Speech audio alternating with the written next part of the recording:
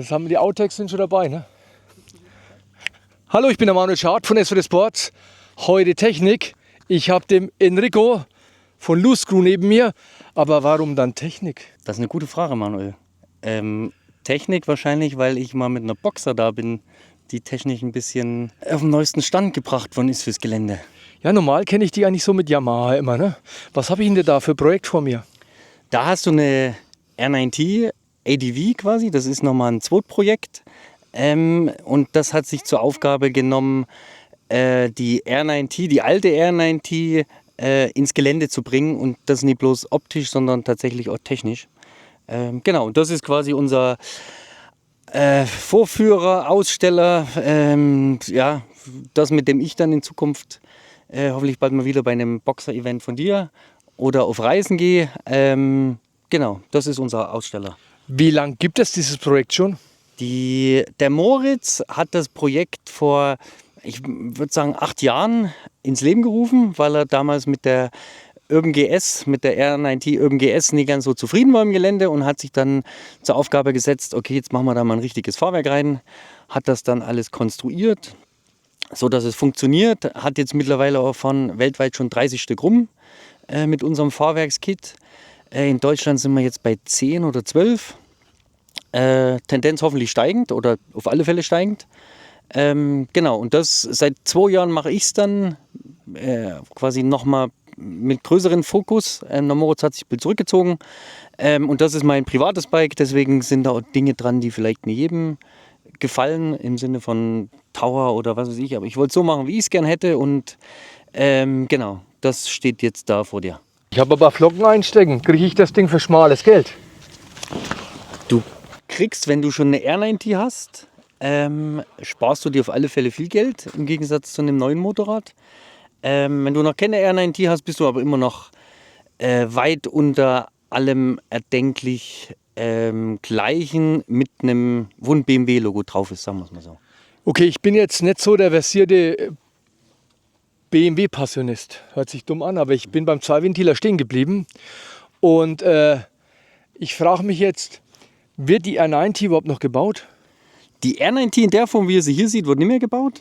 Die wurde vor 2 Jahren eingestellt und da gab es einen Nachfolger, die R1290. Aber es wurde jetzt so seit letztem Jahr gibt es natürlich auch die R12G-S, was im Prinzip das Pendant zu unserer ist. Hat jetzt BMW mit denselben Spezifikationen, weil sie das schon länger wahrscheinlich auch im Sortiment oder in der Schublade hatten, haben sie es jetzt endlich selber geschafft und rausgebracht. Genau, also man kann sich die neue kaufen mit dem Fahrwerk oder man kann sich seine R9T... Hast du Zahlen zu der R9T? Wie viel sind davon gebaut worden?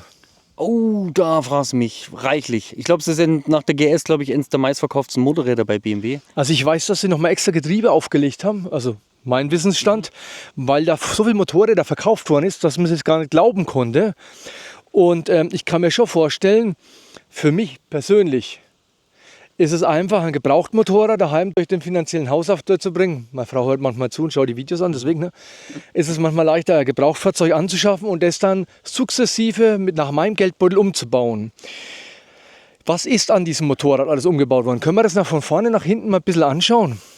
Ja, also im Prinzip ist ja das Prinzip von unserem Umbau ist ja, du kaufst ein Suspension Kit mit neuen Gabelbrücken. Dann haben wir diverse Gabeln zur Verfügung mit einem Federweg von 220 bis 240. Damit hast du ja schon, und mit einem längeren Federbein hinten, damit hast du schon die Offroad-Variante. Dann kannst du das noch mit Add-ons, wir haben eine tiefer gelegte Fußrastenanlage, wir haben verlängerte Seitenständer. Das sind so Dinge, die kannst du dir quasi optional noch dazu nehmen. Und natürlich kannst du deine R9T so nach deinem Belieben auch noch umbauen. Wenn du sie hellgrün haben willst und willst von Wunderlich Hex oder von Touratech oder das ist ja von uns aus alles frei. Also deins ist mehr das Suspension, Genau. nur für die Leute draußen, die keine Ahnung haben. Das heißt aus dem englischen Fahrwerk. Also ihr kümmert euch um das Fahrwerk.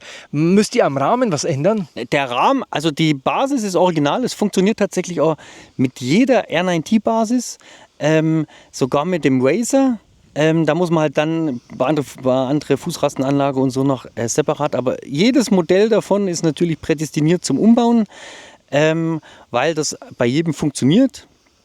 Genau, du hast dann kriegst ein 7 cm höheres Motorrad mit 220 und 240 mm Federweg. Ähnlich wie bei der Noise.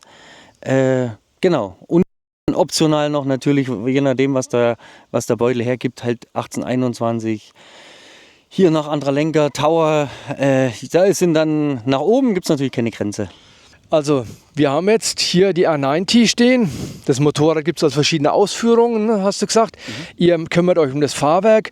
Design habe ich gesehen, gibt es ja die Unit-Garage, könnte man an das Heckkotflügel, den großen Tank von denen gibt es da. Genau, Bin ich da richtig? Haben wir vor kurzem auch gebaut. Sieht bestimmt geil aus, ne? Mit diesem Dakar-Kit, wenn die das so nennen. Ja. Dann haben wir hinter uns stehen, kennst du dich mit dem Motorrad auch aus? Ich weiß, was es ist, aber auskennen wäre jetzt auch übertrieben. Ich bin es auch noch nie gefahren, aber es ist ja im Prinzip die junge Schwester von der R9T. Okay, das ist die R12 G-S. Ich weiß nicht, wer sich damit auskennt. Wir gucken das Motorrad jetzt einfach mal an mit dem Blickwinkel auf diese Maschine. Wenn ich jetzt diese Maschine kaufe, habe ich festgestellt, dass ich nicht unbedingt mit dem Fahrwerk, mit dem Original ins Gelände will. Es geht. Es ist machbar. Es gibt viele, die das können. Für unsere Verhältnisse, wir haben das Fahrwerk umgebaut, haben hier ein Tractive-Fahrwerk eingebaut. Ist ja dann so ähnlich wie bei dir, außer dass wir keine Gabelbrücke gebraucht haben. Genau. Dann designtechnisch, ich weiß nicht, was der Markt jetzt noch hergibt, was da in Zukunft kommt, aber aktuell sind wir bei diesem Design stehen geblieben. Es gibt einen Tank von, wie heißen die,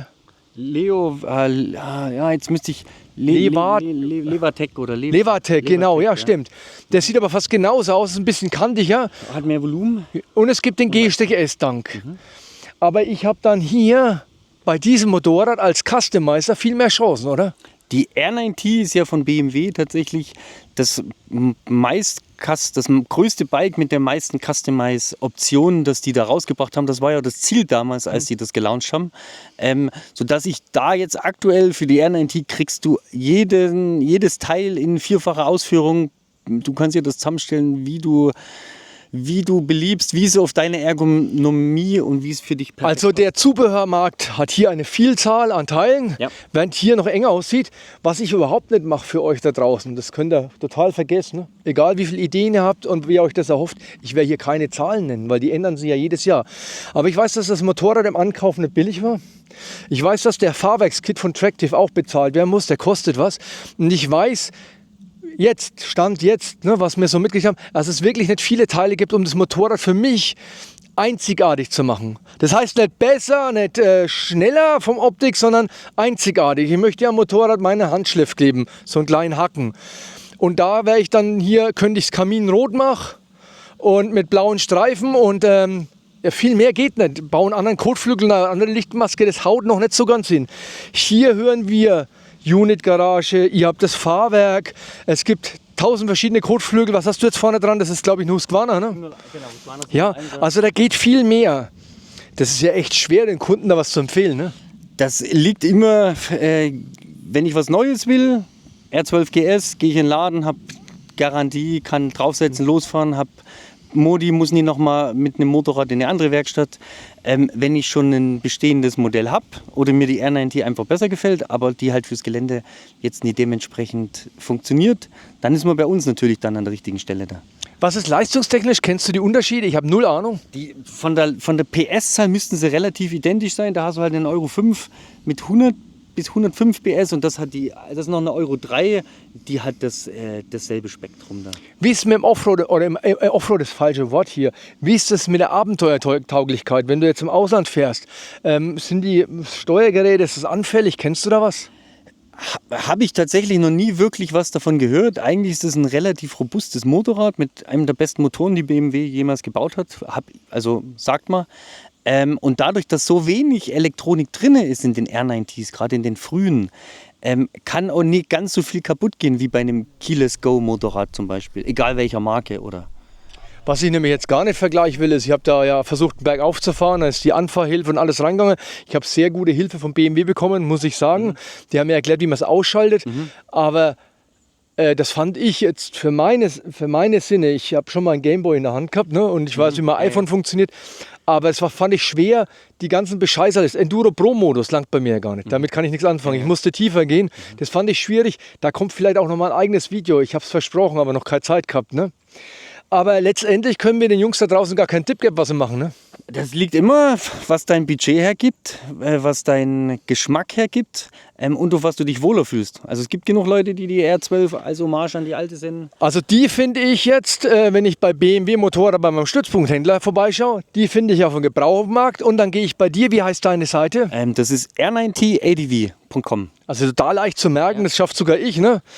Und da kann ich mir dann klickweise aussuchen, was ich mache. Wenn ich aber jetzt so Nasenbohrer bin und habe nur Ahnung vom Fahrwerk, kann ich dich natürlich auch fragen, was gibt es noch dazu, oder? Die meisten Leute rufen tatsächlich an oder schreiben mir eine E-Mail und dann kann man das im Gespräch mal, kann ich denn alles erörtern oder sie kommen vorbei, wenn sie um die Ecke sind oder wir sind nur auf einigen Messen.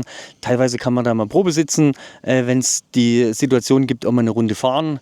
Aber genau, das Motorrad, wie alles andere, das muss man erstmal fühlen und erleben und das kauft man nicht einfach so per Klick im Internet. Wie ist das jetzt noch TÜV-mäßig? Bekommst du dieses Upgrade eingetragen? Das alles wird von uns eingetragen, ist alles TÜV abgenommen. Genau, wir haben einen TÜVler, wir arbeiten mit dem TÜV da eng zusammen, was das angeht.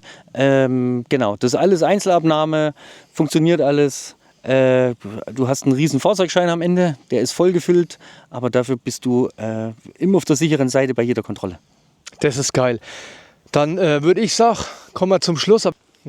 Wenn euch das Video gefallen hat, dann liked uns auf TikTok, Instagram, Facebook und allen sozialen Kanälen. Macht die Glocke an.